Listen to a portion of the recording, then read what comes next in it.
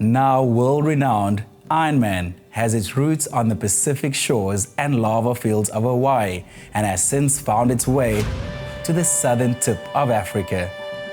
Today, this region is synonymous with the Ironman story.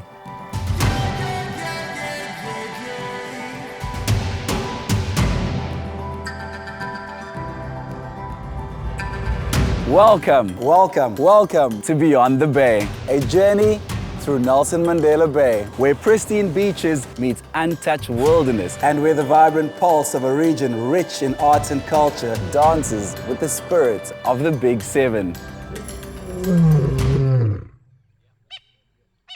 Is that a line? Right here. As we leave the magnificent waters and the winding roads of Nelson Mandela Bay behind, our adventure gears down to the metronomic final leg of the Ironman Run discipline. This episode is a homage to where the spirit of the athlete converges with the soulful beauty of the bay.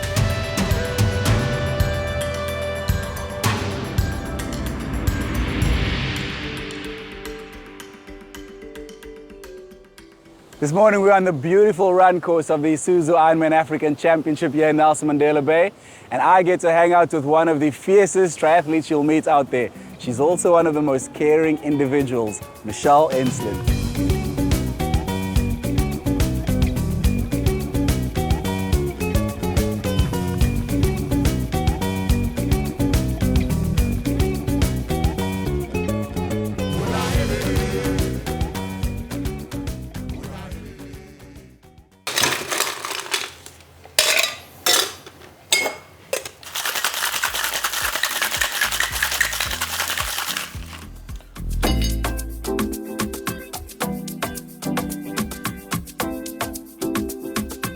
Very nice. Oh. Made a good choice for you.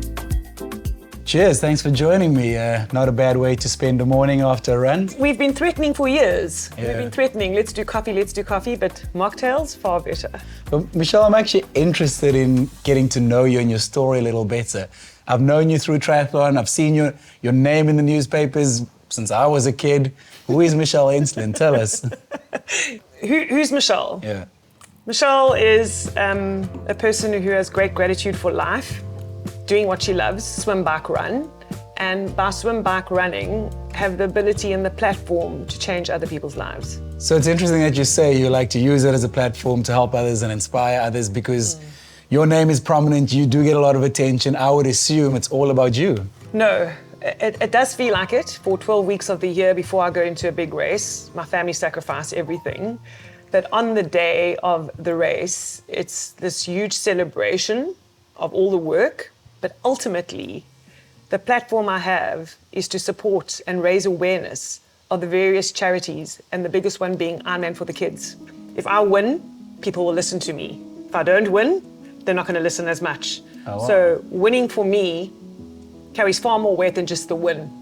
People will listen to my voice, and it gives me an opportunity to create awareness of other people's situations. I'm not sure I actually know this, but where did your Ironman journey start for you? You mentioned, I think, 17 full Ironmans. Where did the journey start? So, as you know, we live on the Sardinia Bay Road, and That's right on the bike course. on the bike course, and I used to cheer for 7.5 hours until the last cyclist had come past, and I absolutely loved it.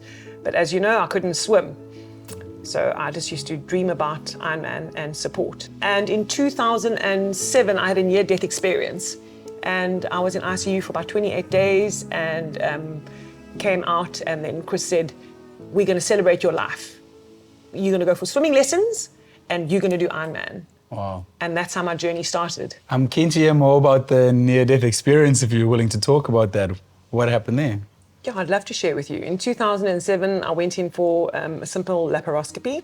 I was in recovery and I called the sister. I said, something's burning, something's wrong here. She says, no, nothing's wrong. That's just the side where they operated on. Then I remember saying to her, who's pouring water on me? And apparently when you bleed internally, that's what happened. You start sweating profusely. And I sat up and I said to her, I think I'm having a heart attack, and I cardiac arrested. I bled out totally, spent 28 days in ICU, and wasn't supposed to make it, and came out new person, new gratitude, and the ability to face my fears. And that's where it started, and I raced in 2008, and the rest is history. Most beautiful journey of my life. I mean, I feel like I can relate. As a cancer survivor, I know my doctor said to me, like, when you have a trauma like that, you just look at life differently through fresh eyes. Do you feel like after that trauma, do you look at life differently? I definitely think you do. It's forced me to look at my fears, and it's forced me to not take anything for granted. So whatever I do with such purpose and fierceness and ferocity. I mean, I line up to win. It's health, it's appreciating that health. It's being on the start line, you've done the work, you're healthy, and if anything small goes wrong, it doesn't compare to what went wrong years ago. I mean, come on, you know, if you think back to 10, 15 years ago when you overcome your cancer, I mean, you shouldn't have overcome it, and you did. And you just kept on building the momentum. I almost feel like it's a cheat code because when you're in Ironman and you go to that dark place, you have this powerful experience to draw from, which I feel like some people maybe don't if your life's just been easy, you know what I mean? Like, I think you are 100% right. My body went through such trauma, and it's taken me years and years. I still deal with the trauma that my body went through. But you know what? I'm so grateful for this body. She is freaking awesome and amazing. And I'm not afraid of that dark place. I actually welcome it. wow. Come. Yeah. Let's find that place. In 2023, I was in the race, you were in the race, you were running with a friend of mine, Jabu, who has personally been a trailblazer in Ironman for people of color. And the two of you were running side by side, and you did an incredible, I think, 3:30 marathon or something. And that is like one of the special moments for me, just witnessing it as an athlete on the course, not being able to run as fast as you guys, but witnessing that. Yeah. So Jabu is an insane, sorry, this leaves me so emotional. Keep going. I passed Jabu on the bike last year, and I went past him, and I said, Jabu, what happened? You know, and he says, had a flat. I said, just keep it together, you've got this. And I got in, and I forgot about him, I started running. The next thing, this flash comes past me, and it's Jabu. I said, Jabu, you machine, welcome back, you know. He's like, yeah, Mish, you know. He says, can I run with you? I said, only if we stick to the pace. And yeah, we started running side by side. The people in Port Elizabeth were going crazy. I mean, Jabu is like the legend, and I'm like the white girl, you know? It was amazing. He went through rough patches, I went through rough patches, and we just would not let each other down. We ran the entire way, and I got this awesome picture on the finish line where we come down the finish line. I said, together, hey, Jabu. And as we got to this finish line, he stepped back. And he let me go over, and I turned around and I high-fived him. Yeah. And it was one of the most emotional experiences of my life running with that man. You are so fierce on the start line. Where does your mental strength come from? I can't actually put a word to it. I think you either have it or you don't. They call it big match temperament. I love racing. I love pushing myself. And I've done the work. I trust myself. I actually back myself quite a bit, because if you don't, no one else will. And you need a healthy mix of magic and madness to do this. So to the people with lots of magic and lots of madness, come and join us. This is for you. So what is it about running that's so special? Because I grew up as a cyclist, you know, I resisted running for the longest time. Now I have absolutely fallen in love with it. What is it about running that is so special to you? I know you love it. Welcome to the team. Running. I'm passionate about running. I love what running can do for you. It's almost like spiritual for me. It's therapeutic. I process a lot of my thoughts, and the fact that the Ironman finishes with a 42-kilometer run, the most challenging distance in the world, which people aspire to do. When you finish and cross that finish line, you've achieved greatness. You're like 0.1% of the population which has done something spectacular. That's true, actually. Running is also a place where I'm very close to my late father. My dad taught me from a young girl how to run, how to be fierce, how to never back down. What's your run PB off the bike in an Ironman? 3:30. That's incredible. That's like 5 minutes a K. Exactly. Plans to go faster in the future? Listen, I always want to go faster. I've had 3 hip repairs, three operations on my hips, And after my last up in 2016, the surgeon whispered in my ear, "I've made you faster." No ways. So listen, until I die, I'm gonna be going faster. It'll also be on my gravestone. She wanted to go faster. Can I get his number, please, if you don't mind? Well, thanks for spending a beautiful morning in Nelson Mandela Bay with me. We got to run on some of the race course and then these delicious drinks at the VAD precinct. I'd never been here before for a drink, you know. Nelson Mandela Bay's got all these hidden gems that when you discover them, you're like, where's this been all my life? Do you find that as well? 120% spot on. Thank you for the invite and for chatting to me. And I look forward to many more. Thank you.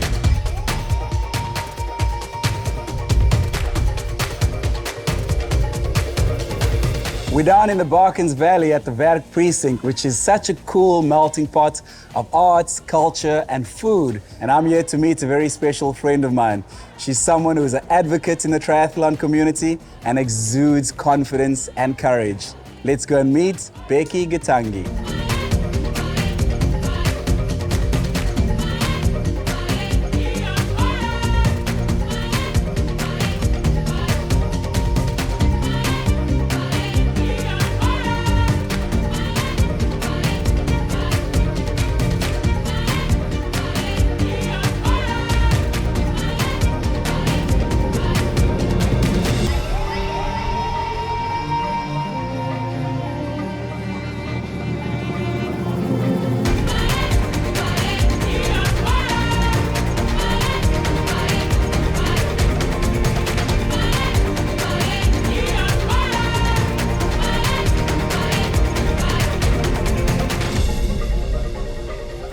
Becky and Zylan, welcome to Kaya's Kitchen. My name is Kaya, and today I will be showing you a very traditional South African dish, what we call umfino. So what I'd like you guys to do to start off with is to chop the onion and some leeks, get that going, and then I'll check back in with you. Thank you. Becky, so this is a great way to spend some time with a friend. Let's see, hopefully we don't mess this up. I know you're actually Kenyan, but can you tell me your background? Where did you grow up? So I grew up in rural Kenya, but I just had an opportunity to travel the world, and I find myself here through expatriate parents who were working. Was sports something that you did at that age growing up in Kenya? I mean, there was sports in school, but I was not involved in sports. So when did that begin then? Only when I came to Nelson Mandela Bay did I really encounter like sports on a love level, not just being asked to do something. If I'm not mistaken, you found running when you came to Nelson Mandela Bay. You weren't running before that in Kenya and Botswana.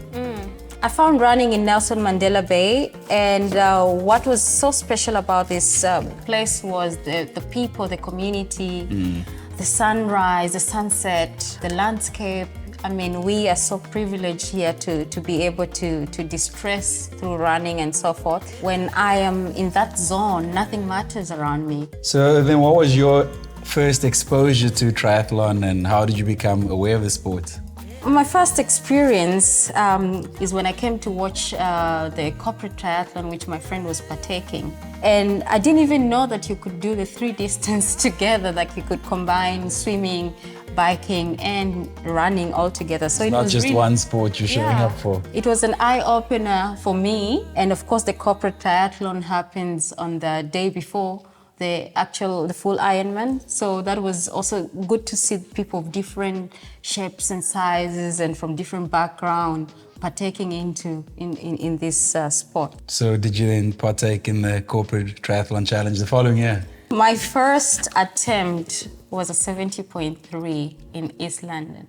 So yeah, true story. So corporate happens in January, Feb, right? Yeah. By September, I am swimming and I'm biking, and somebody offers me an entry to 70.3 South Africa, East London. Yeah, East London. One of the toughest ones in the world at that time. Exactly. There I was in September with an entry. I still cannot cleat on a bike. Oh, well. And just still, barely can finish even a K, swim in the pool.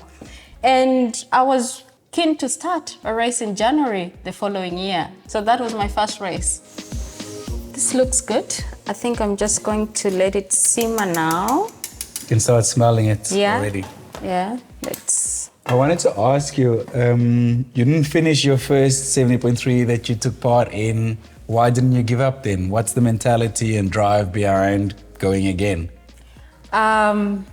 Failure is not an option. You know, we have to pick ourselves up and carry on. And I was so determined to conquer my fear of water, more so that I was pulled out of the water. And also I just wanted to see if I could do the full distance. So the following year I was back on the starting line to do the 70.3 again. What drives you then to help other people achieve that? I know you started Catch Up to help other women overcome those fears. Where does that drive come from, and can you tell me a bit about that? Yeah, so besides my own fears, standing in the start line, I noticed the number of women versus the men was skewed, you know, especially women of color like myself. We were maybe 2 or 3. And actually that's where our initiative Catch Up came up from, because I wanted to see more of people like myself in the sport.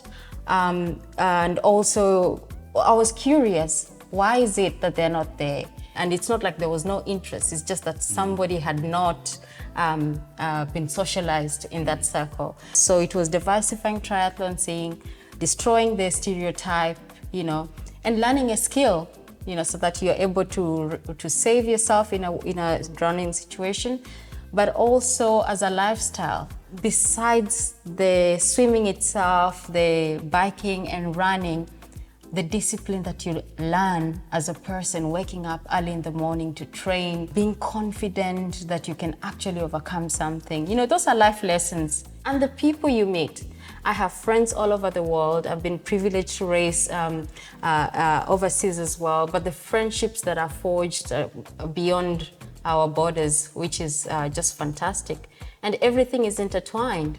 It goes beyond just triathlon as a sport or participating in a race. And the reward, of course, is that red carpet and the medal and everybody cheering you on. So you've already made an impact on the sport here in Nelson Mandela Bay. What's your hope for the future of the sport here and globally as well? Personally, my Kona dream is alive one day when I grow up. But overall is, you know, sport is a powerful tool. We've seen that it's a great unifier. It creates a perfect platform for people from all walks of life to come together and celebrate. And they're all individuals in this sport, fighting their own battles. However, that finish line is just something magical that brings everybody together. So personally, I would like more women to be inspired, our young children to be inspired to come through sport, because we know the ripple effect is engaged mind. You get our kids out of trouble, you get community that is actively participating, is more healthy. But my ultimate is to see more women coming to triathlon and get to enjoy or see this different world that I get to experience. Couldn't agree more. And I mean, you're a personal friend. I've said that many times, and I've seen the impact that you've made on the sport. So well done, and keep going. Let's keep pushing, man. And yeah, thanks for spending this time together. We're going to taste this food in a bit. We're going to see how good of a cook we are and take all the credits. If it wasn't going so well, we're going to blame the chef. But yeah, we've done lots today. We got to see the beautiful city together. Yeah. Thanks for spending this day together like this. No, thank you for the opportunity.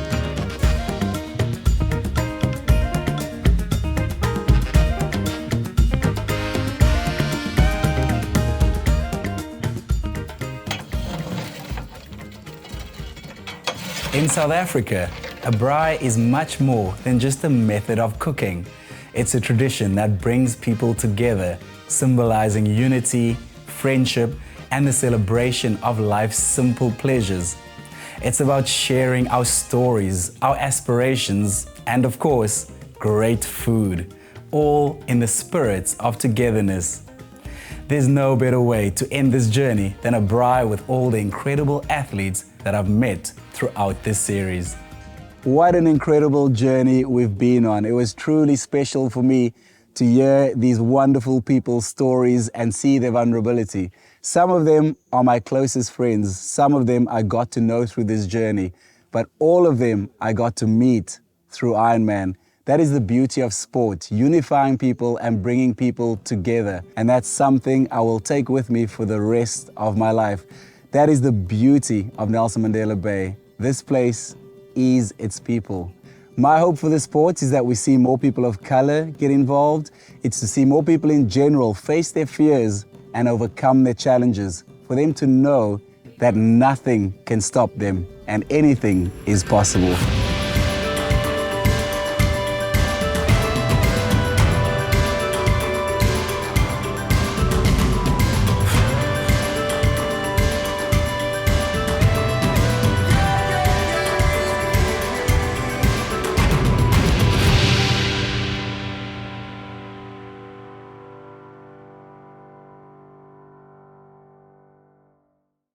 You